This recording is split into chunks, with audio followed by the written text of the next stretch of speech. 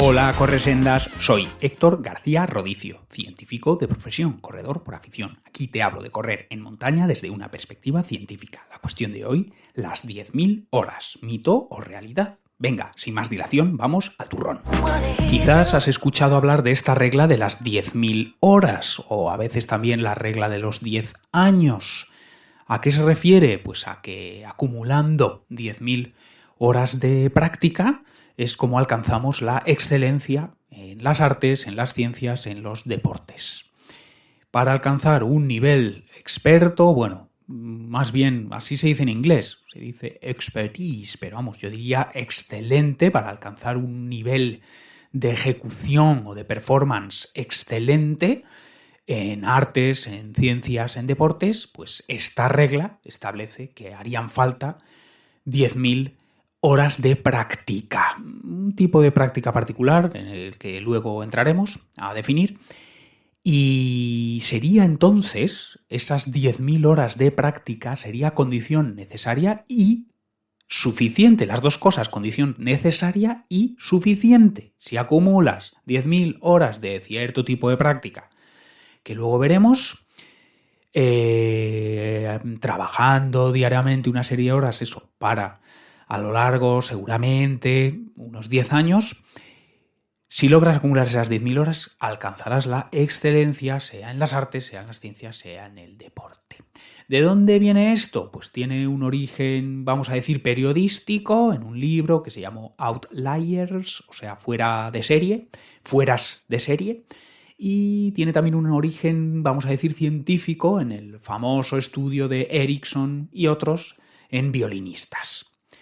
Bueno, entonces vamos a ver muy brevemente qué es lo que recogía aquel libro Fueras de serie, Outliers, de donde nace este concepto de las 10.000 horas o los 10 años de práctica.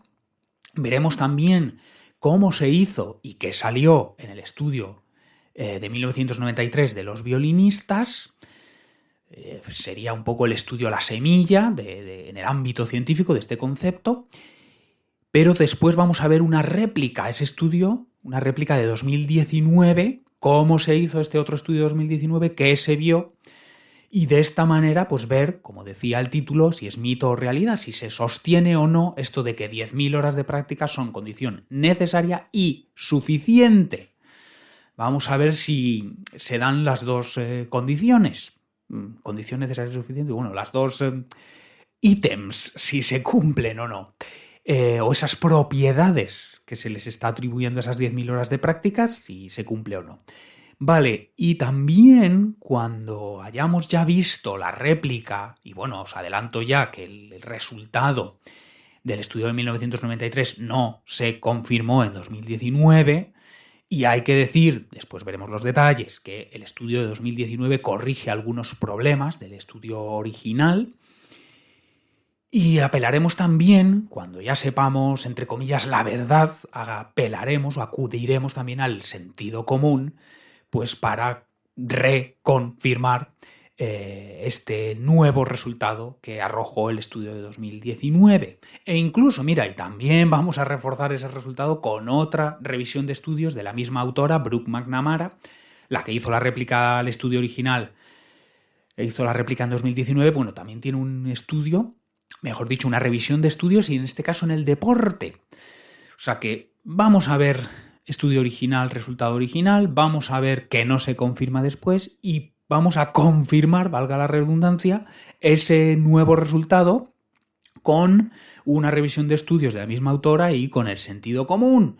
Y cuando hablemos de sentido común, también vamos a hablar del caso de Kilian Jornet, a quien conocemos bien, y si no es el caso, pues os voy a dejar en las notas del episodio tanto links a los dos estudios de Brooke McNamara como a una entrada en su blog, Mountain Athlete, el blog de Kilian Jornet, donde da datos, o sea, revela sus datos, incluso de pruebas de esfuerzo desde que tenía 13 años de edad.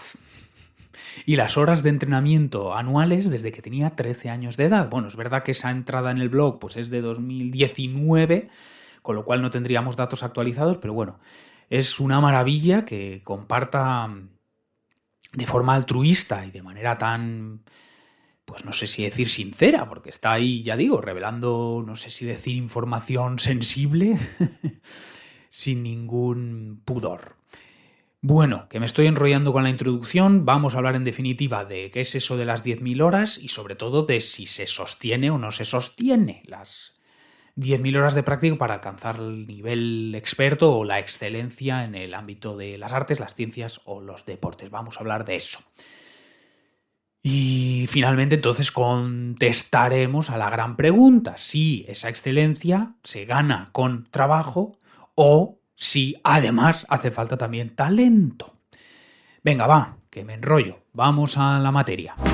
La regla de las 10.000 horas. Hemos dicho que tiene un doble origen. Por un lado, un origen hemos entendido periodístico, o sí, lo hemos calificado así, y por otro lado, un origen científico. ¿Qué es eso del origen periodístico? Pues Malcolm Gladwell, que si no me equivoco es periodista, pues publicó el libro Outliers, que es Fueras de serie en español, y lo que hacía era analizar la trayectoria o la carrera profesional pues de personas brillantes o geniales en el sentido de que habían aportado una contribución que suponía un punto de inflexión en su campo. Eso es ser genial o una genialidad, aportar algo nuevo. Vale, pues había casos como pueden ser los Beatles, el grupo de rock, o casos como, por ejemplo, el programador Bill Gates, fundador de Microsoft. Bueno, y había otros casos, pero vamos, creo que estos son los más así conocidos, vamos a decir.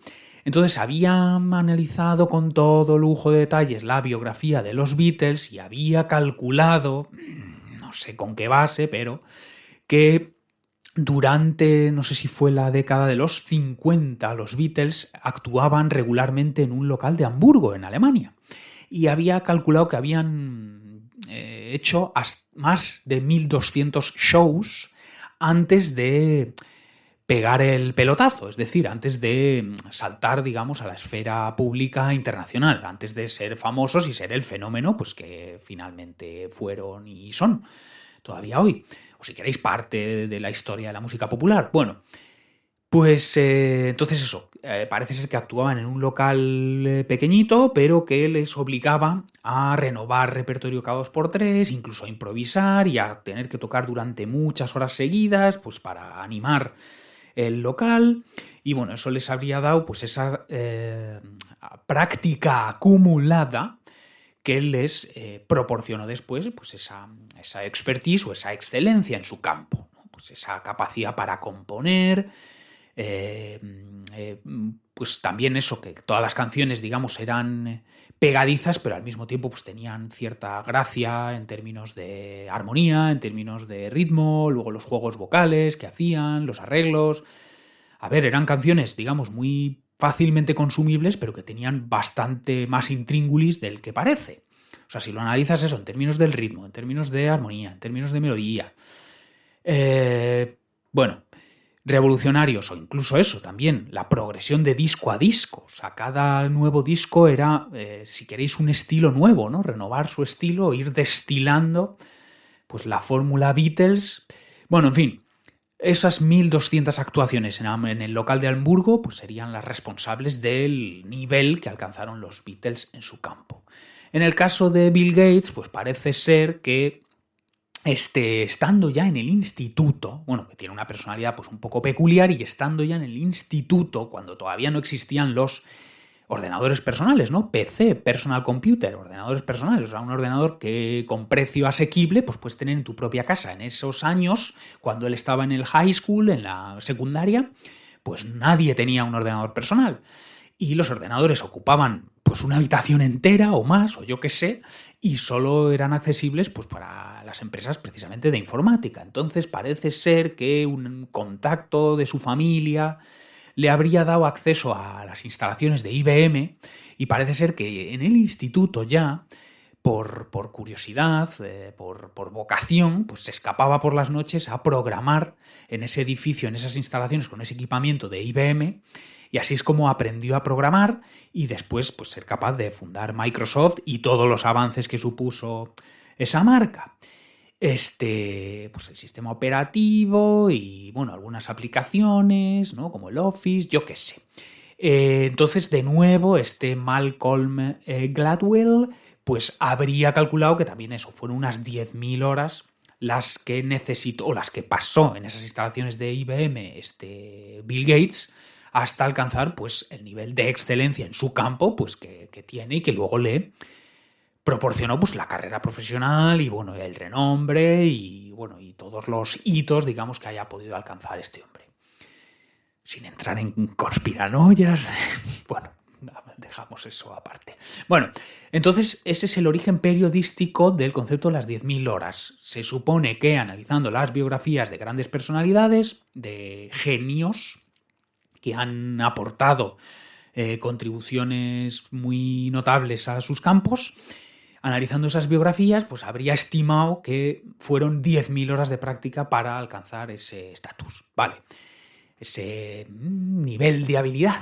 Vale, y después, en el ámbito científico, pues Ericsson, que dedicó toda su carrera de investigación, su carrera investigadora a estudiar este fenómeno, bueno, él lo llamaba expertise, que él atribuía a esta práctica deliberada, bueno, que ahora entramos exactamente qué es eso de la práctica deliberada, pero bueno, que él era un firme creyente y firme defensor del trabajo por encima del talento, que él jamás admitió.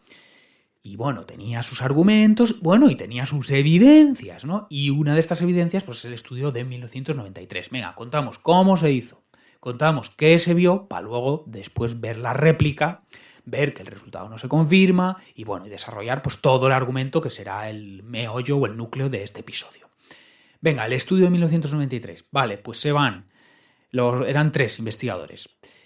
Bueno, no decimos un nombre para no complicar la cosa, además, a cada cual más difícil de pronunciar. Bueno, pues Ericsson y 2 colegas se fueron a un conservatorio muy elitista, muy prestigioso, al que era muy difícil acceder, o sea, lo más de los mejores del mundo. Y una vez allí, identificaron o localizaron entre los estudiantes de ese conservatorio, pues a 10 violinistas, chicos y chicas, top, 10 violinistas, chicos y chicas, buenas, good, y 10 violinistas, chicos y chicas, pues no tan buenos. O sea, tenemos nivel élite, nivel bueno y nivel modesto, podemos llamarlos así.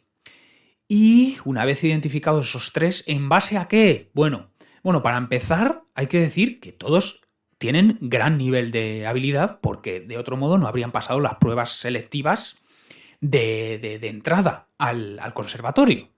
O sea, que son mejores que cualquier violinista que te puedas encontrar así, comúnmente.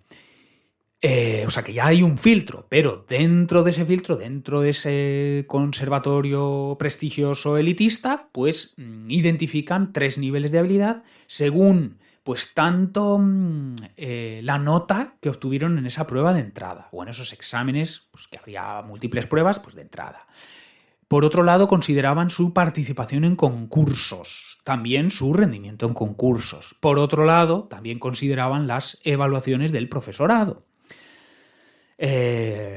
Cuantitativas y cualitativas, pues también eso, pues su expediente académico o incluso pues un pequeño informe que en esencia pues el profesorado decía, mira, yo a estos los veo de soloists, no sé cómo se dice esto concertistas, supongo que sería la traducción, o los veo simplemente como profesores.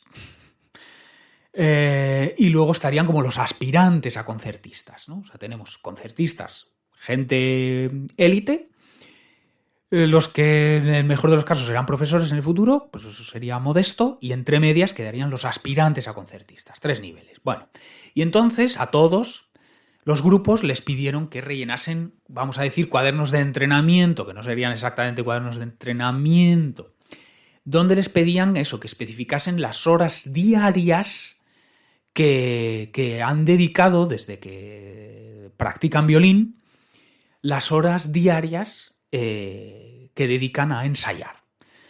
O sea, tenemos de todo su historial violinístico, su historial musical con este instrumento, cuántas horas diarias practican. Y se supone que les pedían estimar las horas de práctica deliberada. ¿Qué es esto de práctica deliberada? Es una práctica, no es tocar por tocar, es tocar con una intención de mejorar. O sea, serían ejercicios específicos. Si queréis, si lo llevamos a la carrera, no es un día de rodaje, de sumar kilómetros o sumar minutos. No, sería un día que tienes una intención, que no necesariamente es alta intensidad, pero hay una intención. Por ejemplo, quiero que hagas 3 horas en zona 2, tirada larga en zona 2. Eso ya tiene una intención, un objetivo. Por ejemplo, quiero que busques un monte que tenga cuestas largas y empinadas donde vas a subir caminando con bastones, para que ensayes eso para la ultra que vas a hacer en agosto. O, por ejemplo, quiero que busques un monte que tenga 2, 3 bajadas técnicas y que las repitas, que llegues muy fresco, o sea, que hayas ido muy tranquilamente hasta esa cuesta y que te tires y las hagas con atención plena en lo que estás haciendo, ¿no? Para que desarrolles la habilidad en bajadas técnicas. O quiero que busques una cuesta más o menos tendida y corrible y la vas a repetir de que te tome unos 10 minutos y vas a hacer 3 subidas threshold de 10-12 minutos. A este pulso o a estos vatios, si tienes estimador de potencia, bueno, pues cualquiera de esas sesiones es práctica deliberada, porque no es correr por correr, o sumar kilómetros o sumar minutos, sino que hay una intención. El caco en montaña, o sea, caminar, correr o caminar con bastones, la bajada técnica, las subidas threshold, o una simulación de carrera, pues quiero que hagas un pequeño calentamiento y después hagas pues hora y media por el monte ondulado, pues eso, a ritmo o competición.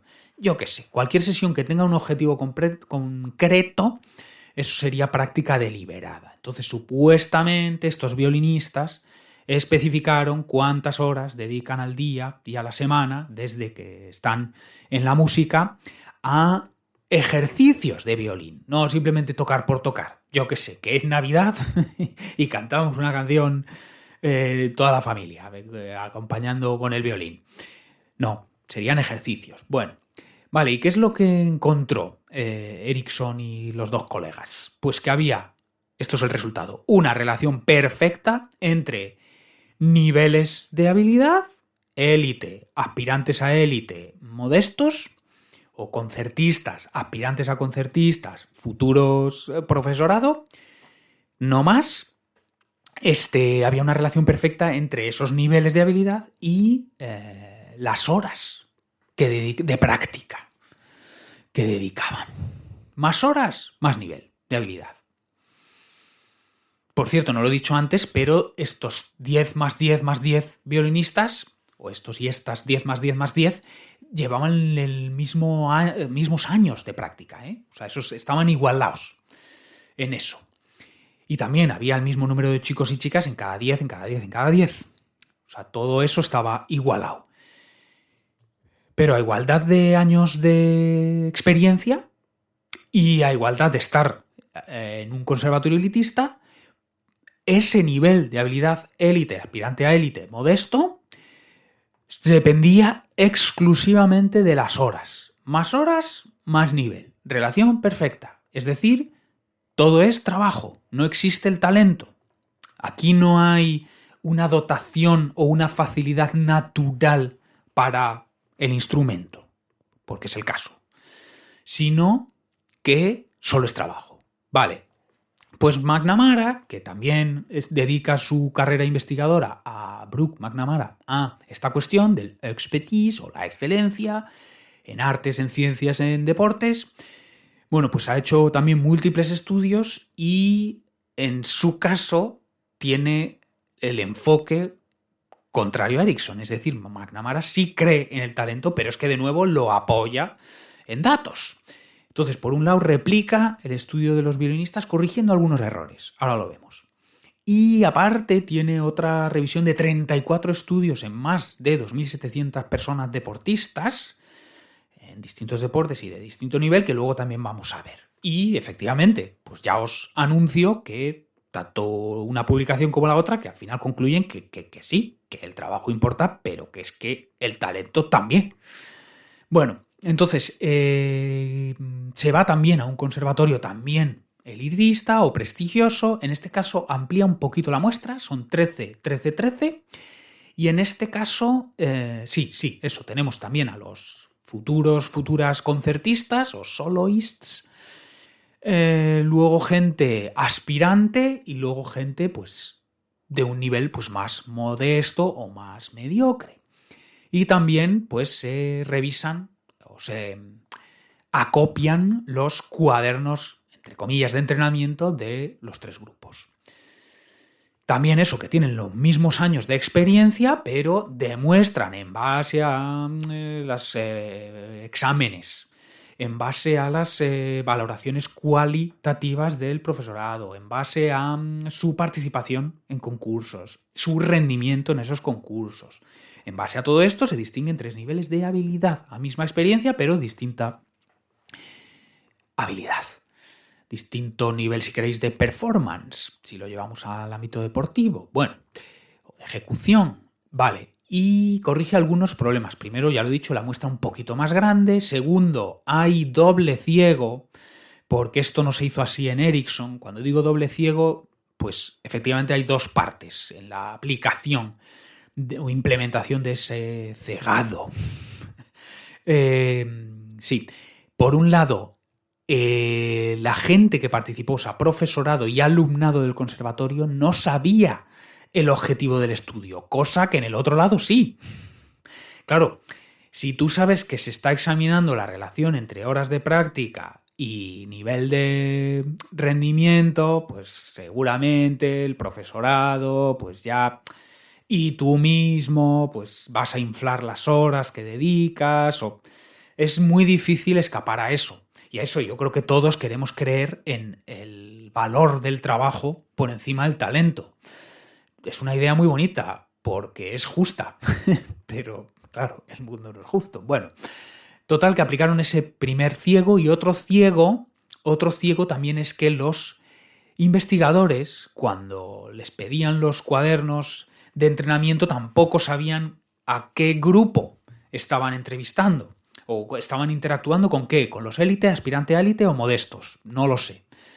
Entonces ahí ese segundo ciego tampoco se aplicó en Ericsson. Bueno, y entonces eso, por cómo funciona la psicología, pues si ya sabes lo que esperas, pues inconscientemente puedes llevar a cabo conductas que confirman lo que ya esperas. Pero si no sabes qué esperar, bueno, más revisiones o ajustes o soluciones a problemas. Pues por otro lado, aquí sí se hizo una buena definición de práctica deliberada. En esos cuadernos de entrenamiento van a mirar tanto las horas de ensayo sin más o de práctica sin más, por un lado, y por el otro lado las horas de práctica deliberada. ¿Cómo lo operativizaron? Pues es cuántas horas tocas al día y cuántas horas de práctica son específicamente, perdón, he dado un golpe al micrófono, específicamente a ejercicios, destinadas a ejercicios que te ha puesto el profesorado. ¿Cuántas horas tocas y cuántas horas tocas haciendo los ejercicios que te han puesto? Pues yo qué sé. Una composición muy difícil porque tiene una sucesión de arpegios, y yo qué sé, y unas técnicas y el pizzicato y el tienes que soltar no sé cómo se llama la varilla esta y luego la tienes que volver a tomar o yo qué sé, o eso, o tienes que o la velocidad, ¿no? Pues requieres un arpegios muy rápidos y luego una sección muy expresiva y yo qué sé. Bueno, pues te ponen esos ejercicios, entre comillas, para fastidiar. O sea, para que te lo tengas que currar. No es tocar por tocar. Es, como decíamos antes, hay un objetivo, hay una premisa, hay unas pautas, hay algo que hacer específico. Bueno. Y luego también hay una cuestión estadística, en la que no vamos a entrar. Que se llama error tipo 1, cómo haces las comparaciones entre los grupos, las tienes que hacer todas a la vez, no las puedes hacer por partes, da igual, una cuestión estadística. Pues 4 ajustes. Resultado, Globalmente, ¿aquí qué se vio? Que si comparamos aspirantes con modestos, los aspirantes a la semana dedican el triple de horas de práctica que los mediocres o los modestos. O sea, los buenos, 3 veces más de práctica que los malos. Perdón por decirlo así, pero para resumir. Entonces ahí sí se cumpliría. Más trabajo, más nivel de performance, de rendimiento, de habilidad. Pero los élite practicaban un 33% menos que los buenos. O sea que a menos práctica, más rendimiento. Con lo cual la práctica no lo explica todo. Si queréis, si a alguien le interesa muy rápidamente los números, o sea, aviso a navegantes, voy a decir una retahíla de números, no os mareéis. Vamos a ver, el top, semana prototípica son 33 horas de prácticas, 23 de práctica sin más, 10 de práctica deliberada. Más o menos sería unas 4 horas y media al día, de las cuales hora y media son a práctica deliberada. 33 horas, semana, vale. Los buenos, pero todavía no top, o sea, aspirantes a top. 46 horas semanales, de las cuales 31 son prácticas sin más, 15 son práctica deliberada. En promedio, 6 horas y cuarto al día, de las cuales 2 horas sería práctica deliberada. Recuerdo que práctica deliberada son ejercicios. Y práctica sin más, pues es tocar, lo que te apetezca. Vale, y mediocres, 15 horas semana, de las cuales 10 son práctica, 5 son práctica deliberada, eso en promedio sería unas 2 horas al día, de las cuales 45 minutos son a ejercicios diseñados por el profesorado. Repito, 33 horas versus 46 horas versus 15 horas. Claro, 46 horas versus 15 horas, claro, por eso son buenos versus mediocres. Pero nos vamos a los top y son 33 horas, no 46. Claro, aquí entonces se rompe esa anteriormente perfecta relación entre práctica y rendimiento.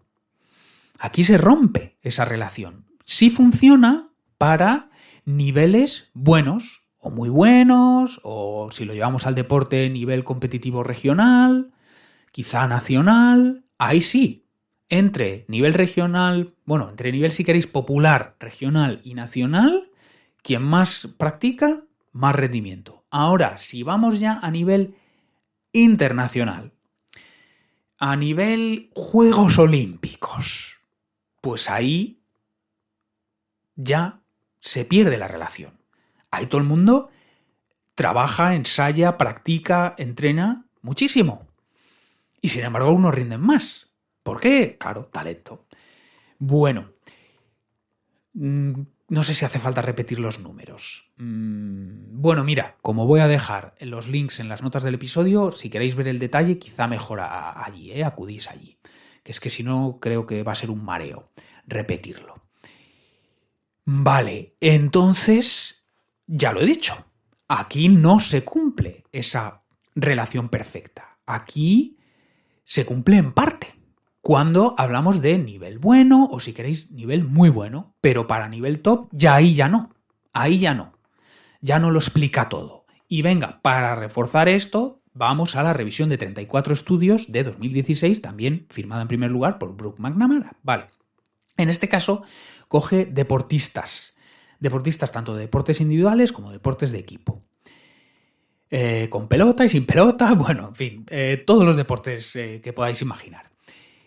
Y en total, en esos 34 estudios participan más de 2.700 deportistas de todos los niveles, en este caso desde regional hasta world class. Ya digo, podios olímpicos. Y también se calcula la relación entre horas de entrenamiento y performance. Vale, globalmente en estas 2.700 personas deportistas, además de todos los deportes, puede ser fútbol, puede ser voleibol, puede ser patinaje sobre hielo, puede ser atletismo de pista o puede ser halterofilia. Bueno, pues en general sí hay relación. Más horas de entrenamiento, más rendimiento. Bueno, rendimiento entendido, pues también participación en competiciones regionales, nacionales, internacionales o Juegos Olímpicos, resultado en esas pruebas. Por ejemplo, World Athletics tiene un sistema para darte puntos, o sea, no es lo mismo, no solo es posición, es también tiempos, también según la competitividad. Pues imagínate que el top 5 ha entrado en un margen de una horquilla de tiempo muy pequeñita. Bueno, no conozco con detalle el algoritmo, pero tiene en cuenta toda una serie de parámetros relevantes para decir esto fue una buena ejecución y merece 1000 puntos. Bueno, entonces se puede calcular la relación entre horas de entrenamiento y performance, entendido, por ejemplo, como World Athletics, a través de un algoritmo que te dice esto fue una ejecución, o me da igual. En el ámbito del correr en montaña, pues el UTMB Index, donde también la máxima puntuación son 1000. Pues, por ejemplo, si haces UTMB 100 millas en 19 horas 49, como lo hizo Kilian Jornet en su momento, pues seguramente eso merecería pues 1000 puntos.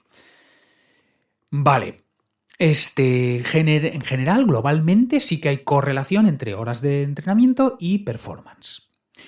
Pero si separas regional, nivel popular regional nacional por un lado, y segregas específicamente élite, o sea, los que van a campeonatos del mundo, los que van a Juegos Olímpicos, y haces el análisis, aquí ¿qué se ve? Que, bueno, este es otro tipo de análisis, no es exactamente correlación, pero es muy parecido.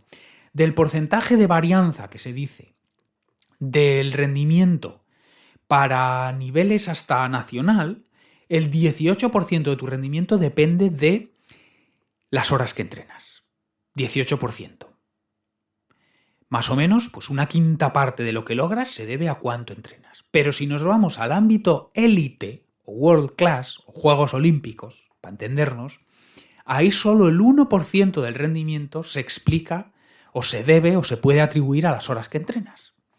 Volvemos a lo de antes, que sí, que para rendir bien, o rendir muy bien, para ganar la copa de carreras de montaña de tu comunidad autónoma, pues ahí las horas son determinantes. Pero claro, si nos vamos ya a la élite, ahí todo el mundo entrena mogollón. Seguramente están, digamos, en el techo de su disciplina. Pues imagínate, en el atletismo, pues serán, no sé, unas 15 horas de correr, luego puedes sumar bicicleta y puedes sumar gimnasio, pero de correr serán 15 horas, serán 11 sesiones, y eso es lo que hace todo el mundo, todos los maratonianos. Bueno, ahí, claro, ya digamos, todo el mundo está en el techo de las horas que puedes hacer. Entonces, ¿de qué depende hacerlo mejor o no? Pues de otra cosa. ¿Qué cosa? Bueno, pues seguramente el talento. Y más cosas también, pero vamos, que no lo podemos negar. Bueno, como digo, solo el 1% se explica por las horas que entrenas. El 99% restante, pues son muchas otras cosas.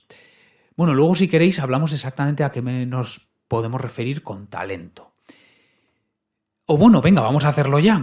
Al menos yo entiendo que talento es dotación genética y que aplica tanto al apartado físico como apartado mental, que tiene que ver también con el rendimiento. Claro, una persona por naturaleza, bueno, pues puede tener más VO2 max que otra persona, o sea, consumo máximo de oxígeno, eso tiene una gran carga genética. Entonces, por genética, tú ya tienes ese techo, digamos, predeterminado, esa potencia aeróbica, pues ese techo aeróbico ya está predeterminado, que luego obviamente lo vas a tener que desarrollar, eso es la epigenética. Pero ¿hasta dónde va a poder desarrollarse? Pues eso viene predeterminado. Pero también, seguramente, hay una parte, no todo, o sea, se puede entrenar hasta cierto punto, pero hay una parte natural o heredada, también, por ejemplo, en la disciplina. Personas que son capaces de abstraerse de todo y estar 8 horas o 6 horas, como veíamos antes, pues por ejemplo, encerrado en una habitación con el violín. 6 horas y cuarto. O ser optimista. Estar en una lesión y decir, bueno, ¿qué puedo hacer? Vale, me he roto una rodilla, entonces, vale, correr no puedo, bicicleta tampoco puedo. Pues voy a hacer esta bici handbike, que se dice, que se hace con las manos. Yo qué sé. Voy a hacer ski erg, también, que es, ¿no?, con las manos. O vale, ya puedo doblar la rodilla, pero no puedo apoyarla. Pues voy a hacer remo. máquina de remo, yo qué sé, bueno, no sé si acabo de decir una barbaridad. Bueno, pues quien se dedique a la rehabilitación y readaptación de lesiones, pues bueno, lo que sea, pero me entendéis, es decir, ver el vaso medio lleno, pues eso seguramente también tiene un componente genético. O sea, el optimismo, ¿qué puedo hacer? Vale, esto no lo puedo hacer, pero ¿qué sí puedo hacer? O también la capacidad para gestionar la ansiedad precompetitiva o las dificultades durante la competición, pues esto de la disciplina, del optimismo, de la, no sé si decir, frialdad para afrontar la competición y las dificultades durante la competición, es decir, que no te arrastren. O sea, obviamente te puedes poner nervioso, pero que eso no te saque de tu sitio. Obviamente te puede fastidiar tropezarte en medio de carrera, pero que eso no te desenfoque del objetivo o de la estrategia. Bueno, entonces tanto la parte física como la parte mental en alguna medida puede tener una carga o un componente genético y eso sería el talento y eso explicaría por qué a igualdad de horas algunas personas rinden más. Y vamos a apelar al común de los sentidos, al sentido común, quiero decir. Common sense. Pues en el ámbito artístico, científico, deportivo, allí donde tú hayas practicado, has tenido gente a tu alrededor y seguro que has visto que a mismas horas o a mismos meses o a mismos años de entrenamiento a algunas personas les cunde más, les renta más. Yo qué sé, primer día en la pista de tenis, agarras la raqueta, te lanzan la pelota y hay una persona que, oye, ya digo, por naturaleza, pues ya tiene cierta habilidad para pegar así y pegar del revés. Y a la semana, y al mes, y a los 6 meses, pues habéis dedicado el mismo tiempo, pero tú has visto que la otra persona, pues es así. O en el repertorio de actividades que hayas emprendido, pues tú has visto que para algunas cosas demostraste una facilidad inicial que no se dio en otras. Pues eso es talento, tal como yo lo veo. ¿Vale? Y volviendo al deporte endurance, sabemos que uno de los mayores determinantes es el consumo máximo de oxígeno, que no lo es todo, que ya lo vimos en su momento, condición necesaria, pero no suficiente. Pues eso tiene una carga genética y eso, tú, ¿que vas a tener que trabajar para llegar a tu tope? Sí, pero que ese tope está predeterminado también. Eso, y si solo fuera horas, como sostenía Ericsson, si solo fuera horas, pues oye, metes más y ya está. Pero supongo que tiene un límite las horas que puedas. Por supuesto, si hablamos de la carrera a pie, pues es que te vas a romper.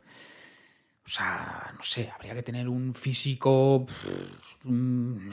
sideral, o sea, de otra galaxia, para poder asimilar más de lo que ya está metiendo pues la élite del maratón, por ejemplo.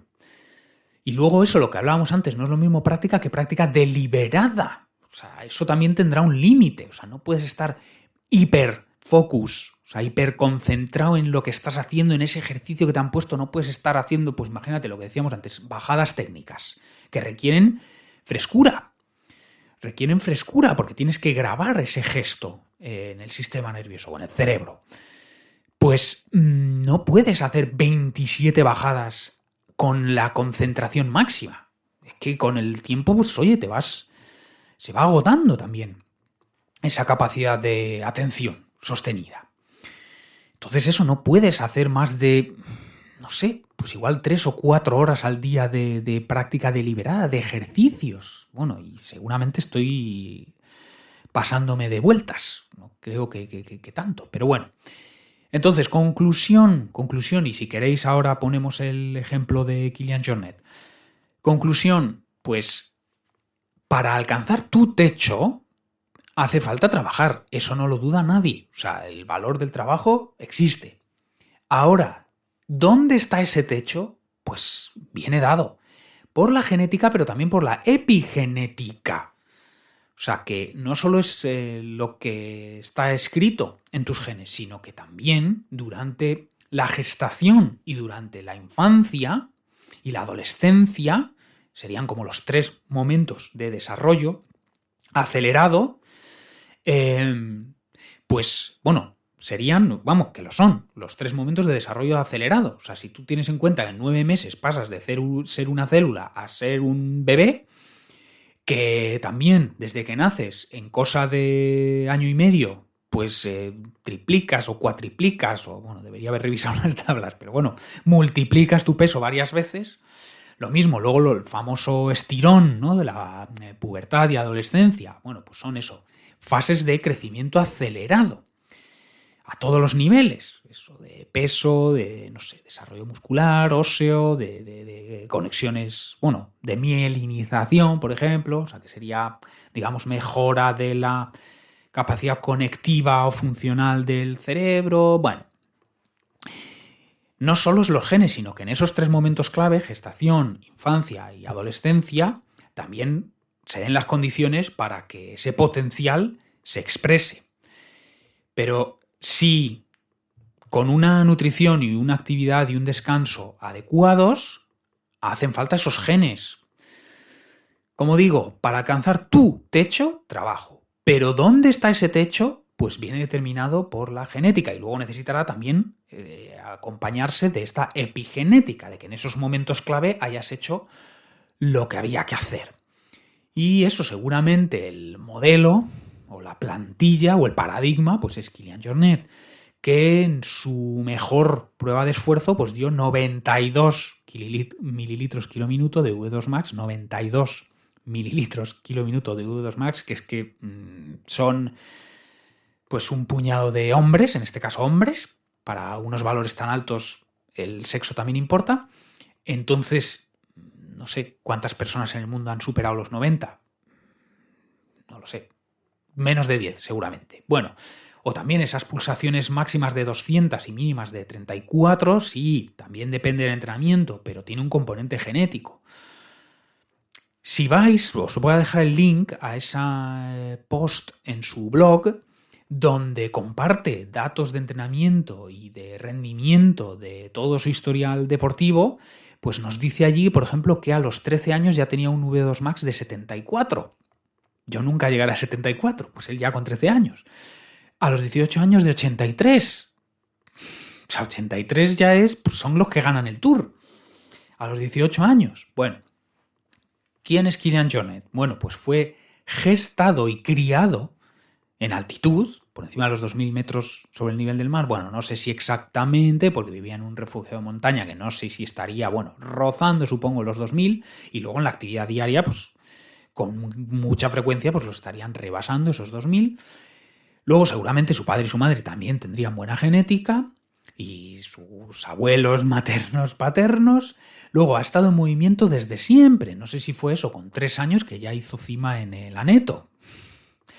Claro, padres, su madre maestra, su padre guarda del refugio, viviendo en medio de la montaña, bueno, y su madre maestra rural, de colegio rural, pues eso, se han criado en la naturaleza, pues eso, lo que él recuerda no es estar en la montaña, porque es que eso era su día a día, recuerda la primera vez que estuvo en una ciudad, la primera vez que estuvo en la playa o la primera vez que vio una televisión. Desde siempre moviéndose muchas horas al día, y sin interrupción, o sea, día tras día, semana tras semana, mes tras mes, año tras año. Eso ya en el instituto, pues alguna vez ha explicado que salía 6, 7 horas con la bicicleta. Su madre, de hecho, esto es verídico también y lo podéis consultar en esa entrada en el blog, con 13 años, viendo que tenía una actividad... una energía, unos niveles energéticos que había que canalizar de alguna manera, y eso, temiendo que le pasase cualquier cosa, perdido por ahí 10 horas de puertos de montaña con la bicicleta de carretera, pues, o yo qué sé, o haciendo escalada free solo, pues en sexto grado, pues lo metió en el Centro de Tecnificación de Esquí de Montaña de Cataluña. Y esto con 13 años, cuando parece ser que solo se admitían alumnado o deportistas desde los 14 años. Pero vamos, parece ser que tuvo que hacer ahí unas gestiones para decir, por favor, encauzadme a este chaval porque cualquier día eso, se cae por una sima o yo qué sé, en una cresta o lo atropella un coche por la noche en los puertos de carretera, yo qué sé. Bueno, pues eso, con 13 años, cuando necesitaría haber tenido 14, pues ya fue a centro de tecnificación. Entonces es bonita esta idea de que con trabajo se puede conseguir cualquier cosa. Y efectivamente, con trabajo, con esas 10.000 horas de práctica, si queréis, puedes alcanzar tu mejor versión. Ahora, si nos vamos ya a niveles de excelencia, world class, pues ahí hace falta algunos ingredientes más. Y uno de ellos, yo creo, es el talento. O sea, ¿por qué a mismas horas a algunas personas les cunde más y a otras menos? ¿Por qué has probado distintas disciplinas y algunas desde el primer momento se te han dado mejor? Pues ya digo, por una facilidad natural. Y luego, en el ámbito del deporte endurance, pues el volumen es vital y para ese volumen seguramente también hay variables psicológicas que influyen y que también tienen una carga genética, pues esa disciplina natural, la capacidad para eso, estar practicando con el violín o practicando en la pista y abstraerte de todo lo demás, pues esa disciplina, el salir cuando no te apetece, el seguir entrenando cuando se ha cancelado tu carrera, cuando estás lesionado y no puedes hacer una cosa pero buscas otra. Los nervios antes de la competición, las dificultades durante la competición. Bueno, pues gestionar todo eso seguramente, o sea, se puede mejorar, se puede entrenar, pero seguramente también tiene un componente genético. Bueno, pues eso, hay gente que nace con estrella, que tendrá que trabajar también. Hay gente que nacemos estrellados y, bueno, podemos buscar nuestra mejor versión, aceptando que va a ser modesta, pero, bueno, pues trabajando para pues llegar a nuestro techo. Veredicto final, las 10.000 horas, mito o realidad, pues a la luz al menos de estos estudios yo diría mito. ¡Hala! A pisar sendas. 1, 2